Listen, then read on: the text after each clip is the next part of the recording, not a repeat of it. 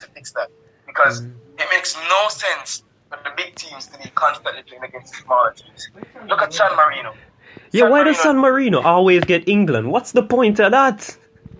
Exactly, like San Marino needs to play teams in their own bracket. I know, yeah, this game is the biggest game in a lot of these players' lives, but man, fair must be fair. That's like throwing Wrexham. In the Champions League. Fair must be fair, man. It's good exposure and everything. But what's the point if they're gonna pick up 13-0 from Real Madrid before half time? It doesn't make any sense. Exactly, man. But moving on. And Conte and Tottenham have parted ways. Tottenham have lost yet their 7th manager on the spin without winning a trophy. And the latest to go is, of course, the serial winner, actually, Antonio Conte. Jackson. Tottenham, Conte. Do you see an actual sensible manager going? I know people are saying Nagelsmann, but of course we'll get to that. Not now. But do you see another manager wanting to actually take control of Tottenham? Because man, let's be honest, Tottenham are woeful, they're atrocious, they're just not that good. To be blatantly honest with you, they're just not that good. Listen, Tottenham have never been good. I mean, Conte's had a great relationship with Kane. Kane wasn't sure about staying. He sacked Conte. I don't think he has a doubt in his mind now. So yeah, Nagelsmann. I think Nagelsmann would wait and just keep waiting until probably PSG or Real Madrid call him. I wouldn't take the Spurs job for anything, man. What's the point? I mean, Conte literally said, these guys don't know how to play for anything. They're just so used to losing. If someone shows them a different way, they're sacked. And he said that. Jose said that. It's getting worse. Yeah. I mean, that's how I know it's a Tottenham problem. Because Jose Mourinho went to Tottenham and didn't win anything. That's how you know it's genuinely a Tottenham issue. Exactly. And he left. He went to Roma and won the Conference League immediately. Yeah, exactly. So, Daniel Levy needs to fix the entire culture of this club. He needs to bring in a manager who he will give time to, who will always be there and always foster a no-nonsense relationship with the players. Knowing that, hey, yes, we can have a good relationship, but if y'all screw up, then y'all screw up. You're not playing the next match. And we have to get used to winning. He has to bring like a sort of Ten Hag mentality. At this point in time, I'm not even sure Ten Hag could fix it. And look at Ten Hag. Look at what he's done with Manchester United in the space of 6 months. He's done what Tottenham has failed to do for the past 7 years. And moving on from them. And to France. Kylian Mbappe. France. Yeah, Kylian Mbappe is France. Yes, he's the captain, ladies and gentlemen. Destroyed the Netherlands, frankly speaking. In the recent match, we know it was Ronald Koeman's first Dutch international match, I believe, right? What a baptism! What a baptism! Man's played against second in the world, and shown why they're second in the world. Honestly, that match, I felt genuinely bad. I know I shouldn't be saying this as an Argentine fan, considering they almost gave me a heart attack a couple months ago. But I kind of feel a little bad for them, Not for Koeman, but just for Memphis Depay, and just for the little man that was substituted off after 30 odd minutes. That's tragic, honestly. I feel so bad for him. Yeah, that was Kenneth Taylor who plays for Ajax. I mean, before the game, when the starting 11 came out, I mean, Koeman said, hey, we're going to trust Taylor. It's going to be his game. I have faith in him. And in 30 minutes, you're down 3-0, you take him off. Oh my, that's a horrible hit for your confidence as a young player coming up. It's difficult. I mean, it's Koeman's fault anyway. I mean, I don't think LVG ever conceded more than 2 goals in a game to anybody. And he played Argentina, he played Brazil, he played Portugal, he played everybody. If you didn't beat him 1-0, you beat him on penalties. That's it. But, it's awful for them. France, brilliant. 24-year-old captain Mbappe with more goals than Benzema. Where's his ceiling? I don't know. Probably it's nearly as high as Evan Ferguson's. Jokes aside. But yeah, no, Mbappe. Kylian Mbappe is gonna. I mean, if there's no more talent in the world, then we could see the first person win a Ballon d'Or for like 4, 5, 6, 7 years straight. You know, especially with his stout talent level. Yeah, I agree. I think that they have to go back to the drawing board in the Netherlands and try to assess a way. Maybe they should have had the goal Weghorst up front.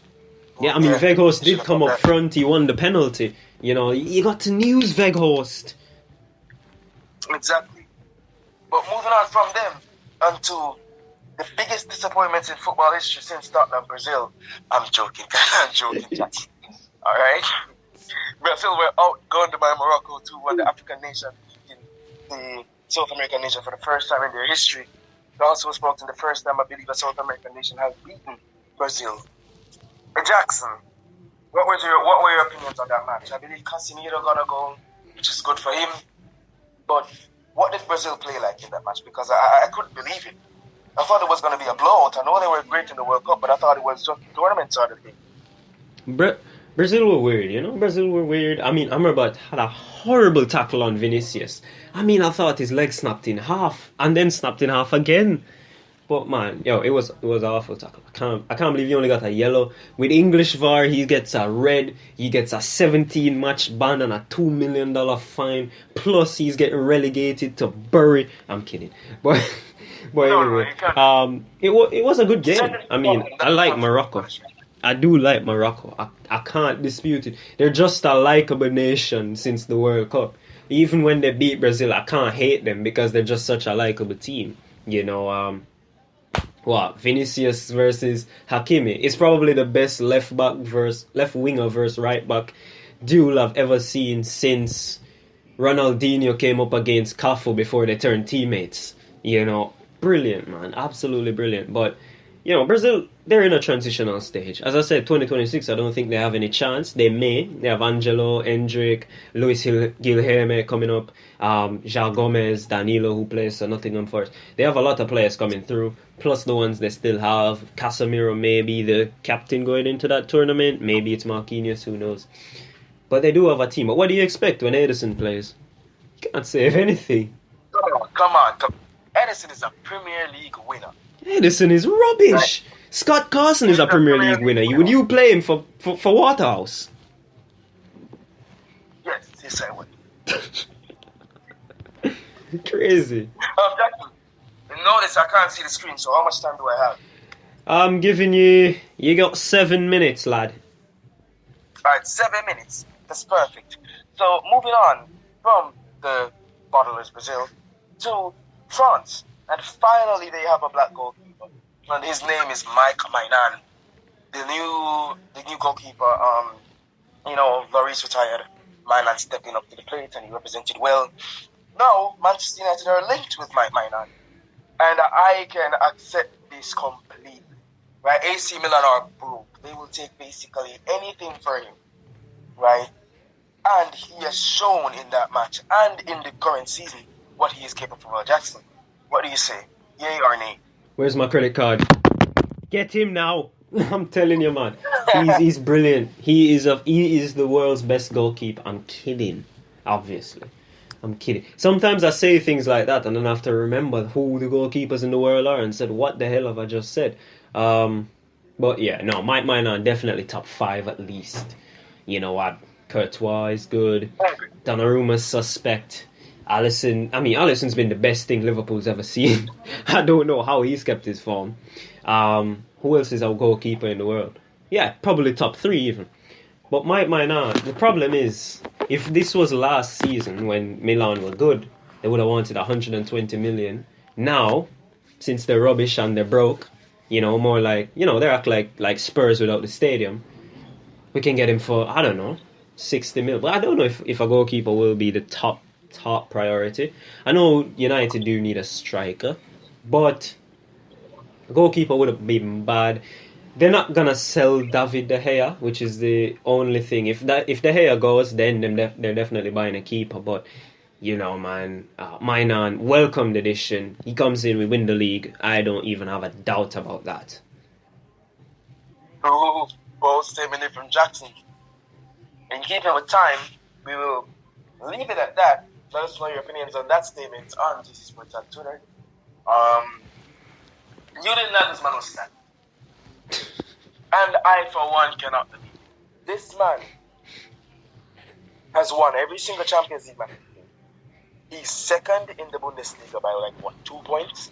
It was 1. He's still in the cup. 1 point. He is still in the cup.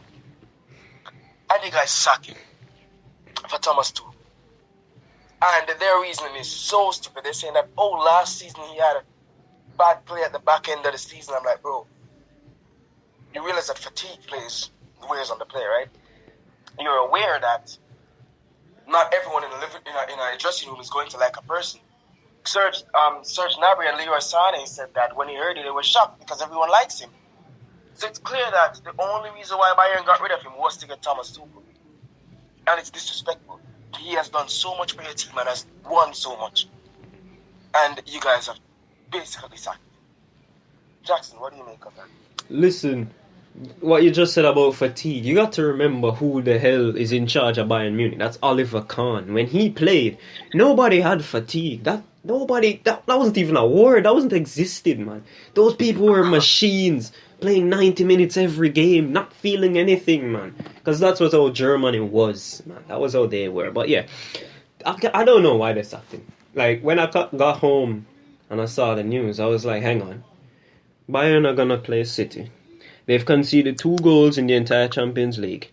They're 1 point off Dortmund. They're in the cup. I'm sorry, I don't understand it, man. It was such a Glacier moment. It was